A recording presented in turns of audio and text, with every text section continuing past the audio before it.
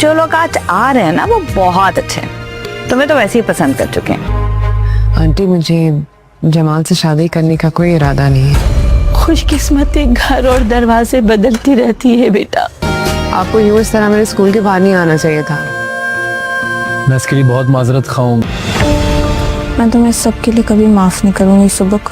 तुम किसी भी वहम और अंदेशों की वजह से उस पर अपने दरवाजे बंद मत करो। अक्सर जो लोग होते हैं वो नहीं दिखाते, और खुदा ना खास्ता ऐसा हो गया तो फिर हम क्या करेंगे। नाजरीन, ड्रामा सीरियल अपने अख्तिताम तक पहुंच चुका है, जहां पर ज़ेबा पहले तो जामी से शादी के लिए नहीं मान रही थी, लेकिन जामी अब ज़ेबा को लेकर अपनी माँ के घर भी चला गया है। वहां पर जामी की माँ भी ज़ेबा से बोलेगी कि वो इससे शादी करने के लिए राजी हो जाए। आखिरकार अब सब लोगों के हाथों मजबूर होकर ज़ेबा जामी से शादी करने का फैसला कर लेगी। वहाँ पर अब दनीन के घर पे भी लोग रिश्ते के लिए आ चुके हैं, और वो अब सबूक की बहनों से बोलेगी कि वो सबूक को कभी भी माफ नहीं करेगी। सबूक तक जब ये बात पहुंचेगी तो वह भी तनीन से शादी करने का फैसला कर लेगा।